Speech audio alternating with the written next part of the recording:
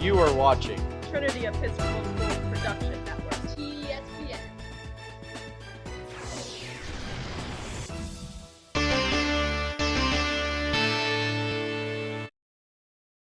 Welcome to this week's TESPN podcast. This week we're talking Titan Golf with 10th grader Sam Beauchamp and senior David Jennings. And of course, as always, joined by my colleague at TESPN, senior Hagan Andrews. So, David, start with you. This is your fifth year in the program? Fourth year in the program? Sorry, I couldn't remember if you were here in 8th grade. But 4 years in the program. You've seen a lot. You've seen, I think, a prep league championship. You've seen guys go on to Division I golf. This year, guys are a little bit below 500, but have won a couple in a row. Can you put into context how this year feels compared to your past years in the program? Yeah, so the first 2 years, I was actually on JV, and that was a much more, relaxed, sort of schedule. So I had to take a lot of time, outside of that on my own to practice. And, I mean, you could really tell, who really wanted to compete on varsity and who didn't on JV.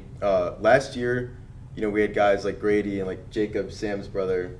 Grady's at William and Mary. So there was a much more serious, sort of will to win last year. But I think as a team, we're getting along a lot better this year. And it's made for a much more fun year. And we don't really have the record that we want to have this year. But we're making it back. We'll hopefully get another win today. And, I think the team morale has got a big boost this year. And then, Sam, for you, you have been here since 8th grade. Yeah. And got to play with your brother for a couple years, like David mentioned, who, of course, your brother Jacob was one of the top players on the team his 2 years. How is it this year, not having Jacob and Grady and you kind of being the number one guy this year as only a sophomore? I mean, it's kind of different because, the weight was on them, the past few years. And, it's kind of, switched now. It's, Blake and me and David. And then, it's a little bit more pressure to, play good, I guess. Carry the team, I guess. So what parts of y'all's games do you think you've improved on, or do you think you're still looking to improve on this season? I think I've improved a lot on my mental game, but the putting, that's where the money's made. It's not really been where my money's made this year. But I think mental game for sure. We had a match at St. Chris where putting was so bad I just could not handle myself walking out of that match. I just completely lost it, let it get to my head, and then next match I turned around, got a mindset, set goals, and got medalists. So I think the mental game's definitely taken a big improvement because I remember when I was younger, especially a lot younger, that was one of my worst parts. Yeah, for me, definitely putting too. That's what I try to work on the most in my games. The most important part because you're putting in every single hole you play, and so that's what I try to work on the most. Sam, you recently shot a 33 over 9 holes. Yeah. Very impressive score. And David, you also just mentioned, not too long ago you were a medalist in a match. On those days when you do have it, when everything is clicking, what does that feel like? I mean, it feels great. It's you kind of want to play that every match, but sometimes it just clicks for matches and other matches if you're not playing great, you just gotta get through it and rely on your strengths to get you through it.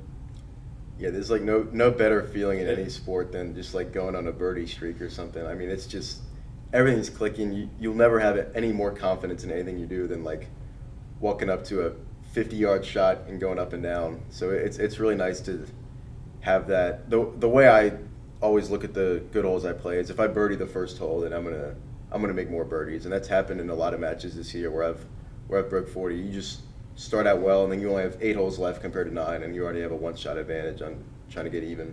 Let me ask you a follow-up. What, for each of you, realistically, what do you think, how low can you go this season? I mean, last match I could have shot 30, and then I feel I could shoot probably 32 maybe, but 33 was pretty good last time. Yeah, we were talking about that at practice Yeah. yesterday. You kept saying 30 or 31. Yeah. Yeah, I think for me, 34, 35 is definitely obtainable as long as I got all my stuff. I've gone that level before, granted on different courses. I don't usually play well at Salisbury, if I'm being honest, but yeah, I think it's definitely obtainable if I've just got all my stuff together for a day. Well, one of my questions, let me go ahead and ask it now, Hagen. This was going to be my next one, but it sort of relates to what you just said, is about Salisbury and that home course advantage. Obviously, in most sports, basketball, football, lacrosse, the field dimensions are the same no matter where you're playing. Now, there are some sports, baseball, park dimensions are a little bit different. Soccer, there's parameters. Some fields are a little more narrow or a little wider. But golf, it's got to be, of all the sports, probably with the course variation is huge. Par isn't even the same. The level of difficulty varies wildly. So I was going to ask you how big of a home course advantage it is at Salisbury. So you just mentioned you don't actually play very well on the home course, even though you've seen it a lot. But what is the difference playing a course that you played a bunch of times versus one that when you go out of town, let's say, to play like at a Stab or Norfolk Academy or somewhere like that, where it's a course you've maybe never even seen before? I think there's a huge advantage because, my home course is CCV, and that's where the Saints and Collegiate play.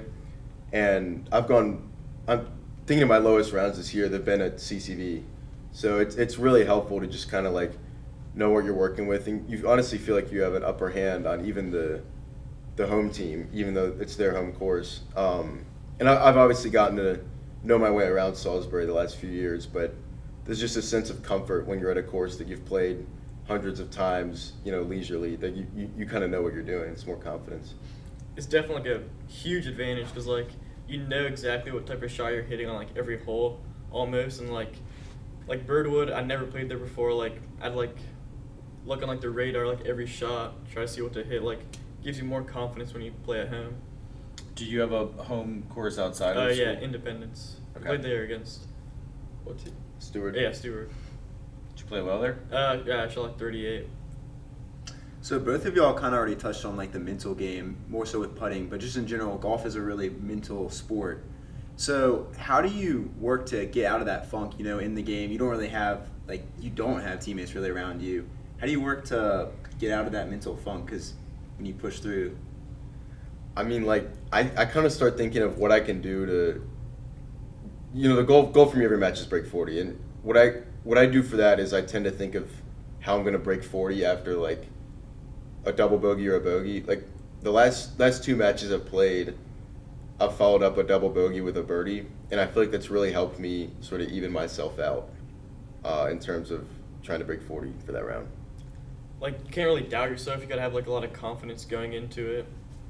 So like that's what like I try to do. Like sometimes you can struggle with like not being confident, and usually I play bad. I'm not confident, but like when I have confidence, I usually play pretty good. Do you have any hopes to play in college? Maybe we'll see. David? I'm going to play club golf at JMU. I'll have fun. So the next question I wanted to ask you all is about the broader game of golf in the 2020s. You mentioned you've been playing since you were very young. Sam, I assume you have as well. And I ran into a guy this weekend who he works in the golf industry. He lives in Southern California, but he travels to lots of tournaments. He was just at the Masters a couple weeks ago. He's a guy who's from Richmond, and he was back home visiting his parents, and I ran into him. And one of the things he was saying is more than ever, and this is a guy who's in his 40s, like golf is cool now. And with Full Swing, which I'm sure you guys watch on Netflix, which gets huge ratings. I saw the Masters ratings this year, I think were the highest ever, other than when Tiger has been in like the final group, which of course has been a number of times. The Live Tour, whether you love it or hate it, has created more attention on golf. So the thing this guy was saying was like he grew up playing golf and it was kind of like viewed as not as cool as some of the other sports. But now it is cool, and like young people want to play and get involved. He said he can't even get a tee time at his own course because so many people are into golf. I'm just curious for you all as young golfers, if you're feeling that level of attention that golf is getting, and it has a kind of a cool factor that maybe it didn't have for people of my generation. I feel like it's definitely different.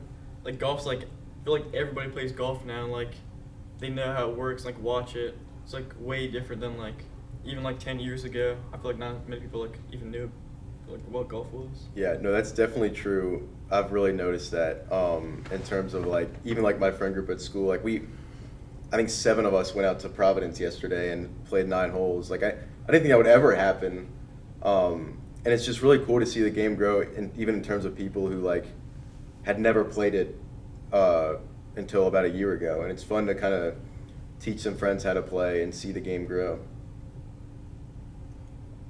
Hey, you got anything else? No, I do not. All right, let me ask you one more, and then we'll end with a quick lightning round. Realistically, knowing you all have had your struggles this year, but also are on a winning streak, and confidence seems high, hoping to extend that winning streak to 3 today. In the prep league at the end, in the do you call it meet tournament? What do you call it? The prep league. Yeah. Prep league The tournament. prep league Yeah. tournament. Okay, sorry. In the prep league tournament at the end of the season, and I know making states this year might not happen. Realistically, where you hope to finish? If everyone clicks and everyone shoots as well as they can, how high can this team go within the league? I would say we want to work towards individual bids for states, and I also think today should be a win, and then Woodbury. They're really good. I don't know about that one, but then we can definitely hang with collegiate, and I think if we can get some confidence off of that, we can make a run at PVI too at the end of the year. So I think, the goal is to finish, around or above 500 for the year. We had a really bad start. We had some of the worst team performances in school history to start the year, but I think we've all improved by a lot since then. So I think that's a good goal. I feel like we've all been trading off playing good this year, but like if everybody plays good, I feel like realistically you could get like 2nd or 3rd in the prep league. It's a great point. You look at the medalists this year. We've had like 4 different medalists on our team, I think. So if we can get all of us to click on the same day, I think we can finish around even or maybe even under par. Where is the prep league tournament? Old Trail? Yeah. That's near Charlottesville. I think yeah, so. yeah. Gotcha. All right, let's finish with a few quick questions. Just first thing that pops in your mind: who's your funniest teammate? Pierce.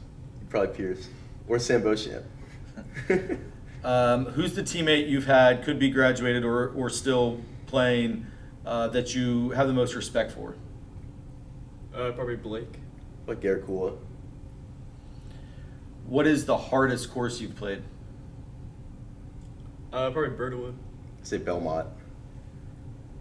What is your dream course to play? Definitely Augusta. Augusta, yeah. Who's your favorite current golfer? Minwoo Lee probably. Shane Lowry. Who's your all-time favorite golfer? Probably Tiger. Like Shane Lowry. What's your favorite class you've taken at Trinity? Probably IB Spanish SL. I guess math. Which one? Pre-calc, I guess. Do you have a pump-up song you listen to before you play? What's on the playlist? Probably So Appalled by Kanye West is probably my go-to. I don't really have any. What is your favorite playing snack or meal? I have peanuts every match, thanks to Miss Beauchamp. She's the team mom, brings in the snacks. I always put the peanuts in the bag. I go with like a Rice Krispie treat.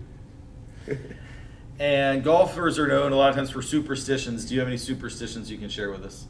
I never take practice swings. I mark like a blue line on my ball. All right, well, it was enjoyable hearing from you guys. David, I respect you owning up that performances were not good early in the season, but also things are looking up and the improvement has been happening, and we'll definitely follow closely how things go here in these last few matches and at the Prep League tournament, and maybe we'll get some guys into the state tournament as well, like you said.